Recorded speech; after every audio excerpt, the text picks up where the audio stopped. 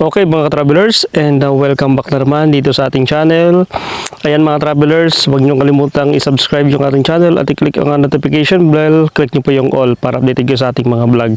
Ito mga travelers, dahil nga ngayon ay panahon ng krisis, panahon ng talagang napakahirap at panahon ng mahal ang bilihin, lalo na mahal ang gasolina at diesel mga travelers. So sa video ito, isa na naman to sa pamamaraan ng farming ang ibabahagi natin sa inyo mga travelers, na kung saan ay mas mapapatipid tayo at hindi na tayo bibili ng itlog sa labas mga travelers.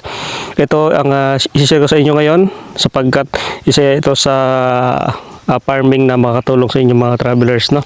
So ito yung pag-aalaga ng Rhode Island chicken. Ito yung mga travelers na hindi ka nagagastos ng feeds na napakarami, dahil nga ito ay pinapabayaan lang. Kahit pabayaan lang sa labas na makapaghanap ng pagkain, bigyan mo lang ng mga saging na mga reject o mga prutas, okay na po yan sa kanila. So ito, papakita ko sa inyo ang simple at napakaliit lang na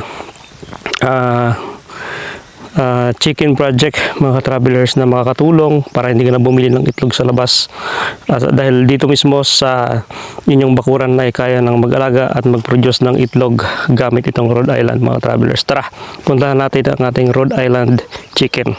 Ayan guys, andito na tayo sa baba. So andito tayo sa Rhode Island na kids. Konti pa lang ito at yung iba kasi nagkamatay gawa ng nagkasakit.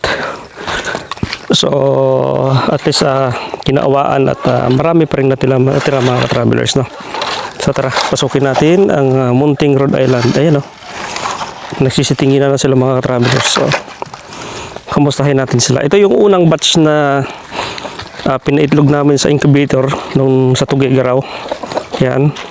Ito dati ay nagsimula ito sa 8 pirasong manok mga ka-travelers. Yan. Sa Rhode Island kailangan ng tubig at syempre kailangan may damo para hindi ka napatukan ng patuka. Kailangan malawak yung kanilang pag-iikutan. So ito kasi open pa yan doon sa dulo. Yan, hanggang doon. So para malawak-lawak din yung kanilang kanilang paggagalaan mga ka-travelers. Yan. No, ito yung kanilang bahay. So bastante naman to sa tubig mga travelers. Yan. Yun, no? Ang dami nila guys, no? Papakita ko sa inyo yung chicken. Yan, no? So nagsimula sa 8 piraso. Ayan na sila ngayon, ang dami na. So yung iba kasi namatay yung iba gawa ng meron talagang pagkakataon na inaatake sila ng sakit, sipon. So yan na lang yung ito na sila yung natira. Ito yung unang batch namin, yung malalaki. Yan yung in-incubate namin dati. Yung malalaki na yan, mga tandang. Yan yung mga babae, ng itlog na rin yan mga travelers. Isang araw kaya mag-produce nitong Rhode Island bawat isang itlog. Yan, kung mga 50 yung inahin, 50 din yung mag-produce nilang itlog mga travelers isang araw. So hindi ka na mahirapan maghanap ng hindi ka mahirapan maghanap ng itlog sa labas o hindi ka nabibili pa, dahil dito na mismo sa bakuran mo ay kaya mo nang mag-produce ng itlog gamit ang Rhode Island chicken mga ka-travelers. Yan, so naka-division meron doon sa kabila para sa mga nangingitlog. Yan, dami na nila mga travelers, no? So yan, so pagpapakain ito pagka nakakawala sila ay once a day lang papakain, kahit umaga lang. Pero pagka sila ay nakakulong katulad nito, twice a day, umaga at hapon. Yan, so marami-rami na rin sila mga travelers.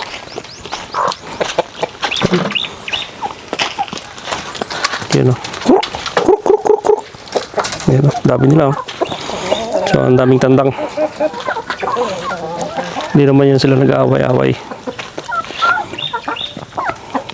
So ayun mga travelers, isa ito sa pinakamagandang hindi lang business talaga, kundi talagang mapagkukunan ng pang-araw-araw na pagkain. Hindi naman araw-araw guys na kakain kayo ng itlog, nakasama din yun. So basta may ara lang, basta mayroon lang talagang supply ng itlog, hindi ka na bibili sa labas. So marami rin naman yumaman nang dahil sa ganitong project Hindi lang sa native chicken, pati itong Rhode Island. So mas marami nang nag-improve yung pamumuhay.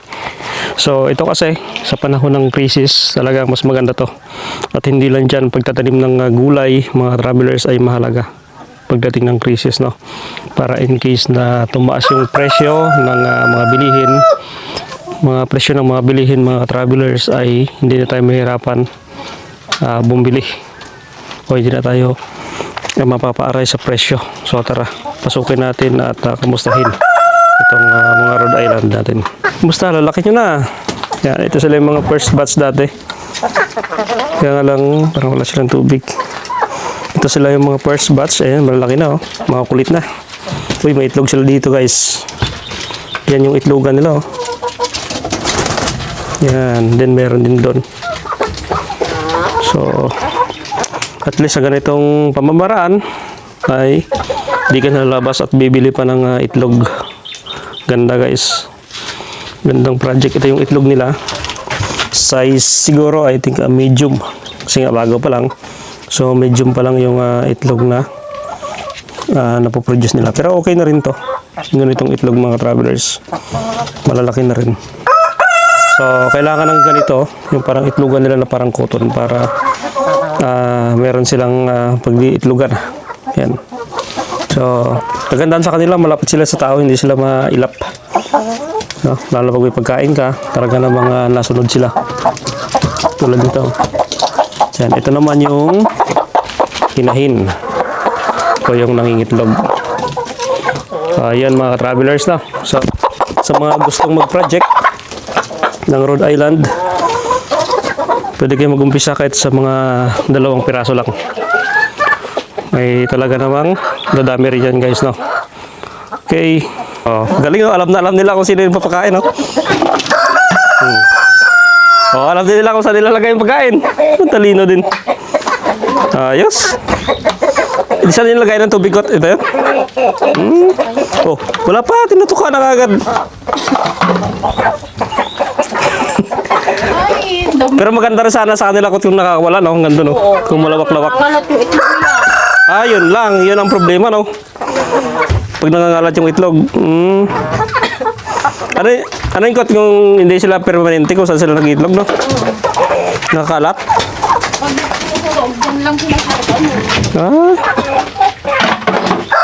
Yung dalawa, oh. Inuupakan siya agad yung pagkain, oh. Ala. Yan, ganyan si Yakot Angel mo pakain ng ano dito, manok. Yan. Ala, nagagawa na, oh. Tumulak ka talaga dyan. Nakakalabas na. Nakakalabas. Kaya mapasok yan. Papasok yan pag pinakain. Galing, ah. Okay. Ito yung unang batch namin na dinalakot, no? Oo, nandyan. Hindi ako nakaano ka na ng bahog. Hindi ka nakasabi? Galing, oh. Ito yung unang mga batch ko. Hindi talaga may iwasan, meron ding magkakasakit, no? Hala, sige. Galing.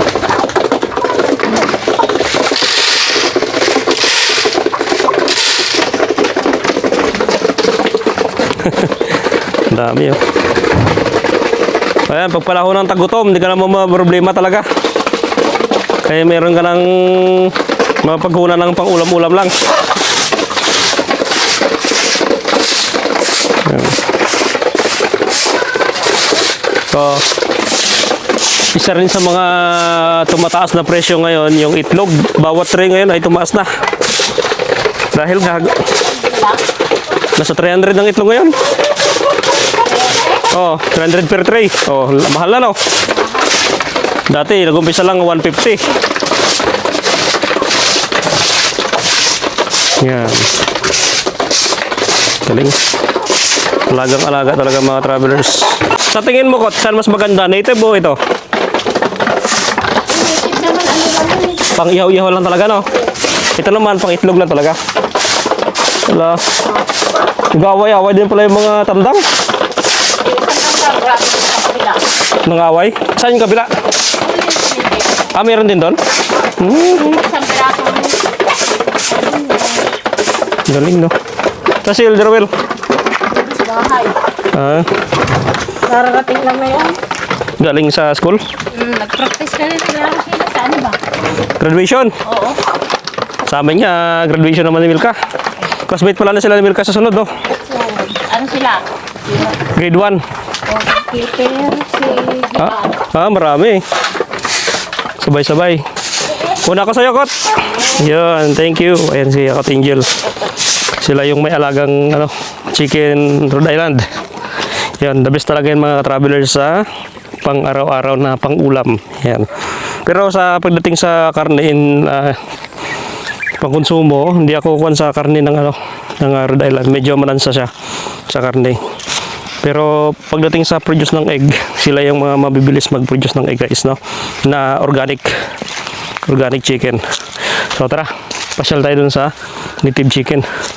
Kasi magkaiba yung organic dito, doon sa Rhode Island, tsaka sa native chicken mga travelers. Tara, let's go. Abangan nyo guys sa next video. Magpunta tayo sa native chicken, tara.